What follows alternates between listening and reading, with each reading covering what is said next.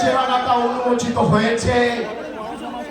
যারা সন্দেশখালি করে মহিলাদের মান সম্মান সম্ভ্রম 2000 টাকার বিনিময়ে নিজেদের স্বার্থ চরিতার্থ করতে দিল্লির বুকে বিক্রি করেছে, তাদের নারী সুরক্ষা নিয়ে কথা বলার অধিকার নেই।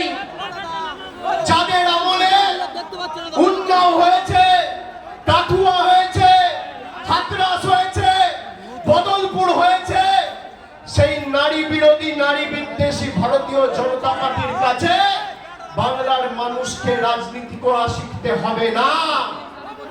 যারা মুখ্যমন্ত্রী মমতা বন্দ্যোপাধ্যায়ের পদত্যাগ দাবি করছে, আমি আপনাদের বলছি গত 10 বছরে একটা তথ্য আপনাদের দিই। গত 10 বছরে সব থেকে বেশি মহিলাদের বিরুদ্ধে ক্রাইম অর্থাৎ মহিলাদের বিরুদ্ধে অত্যাচার অন্যায়ের ঘটনা সব থেকে বেশি কোন রাজ্যে যদি ঘটে থাকে, এনসিআরবির তথ্য অনুযায়ী সে রাজ্যের নাম হচ্ছে উত্তরপ্রদেশ। 2 নম্বর জায়গায় মধ্যপ্রদেশ, 3 নম্বর জায়গায় রাজস্থান, 4 নম্বর জায়গায় মহারাষ্ট্র। মহিলাদের বিরুদ্ধে শ্লীলতাহানি, ধর্ষণ, অন্যায়, অত্যাচারে উত্তরপ্রদেশে গত 10 বছরে 41,733টা ঘটনা ঘটেছে। মধ্যপ্রদেশে 36,144টা ঘটনা ঘটেছে।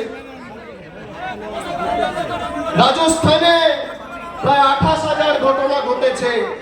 মহারাষ্ট্রে 25,000 ঘটনা ঘটেছে। উত্তরপ্রদেশের মুখ্যমন্ত্রীর নাম কি? যোগী আদিত্যনাথ, ডবল ইঞ্জিন সরকার। মধ্যপ্রদেশের মুখ্যমন্ত্রীর নাম কি? মোহনলাল যাদব, ডবল ইঞ্জিন সরকার। রাজস্থানের মুখ্যমন্ত্রীর নাম কি? ভজনলাল শর্মা, ডবল ইঞ্জিন সরকার। আর মহারাষ্ট্রের মুখ্যমন্ত্রীর নাম কি? একনাথ শিন্দে, ডবল ইঞ্জিন সরকার। ক্যামেরার সামনে অন রেকর্ড বলে যাচ্ছি।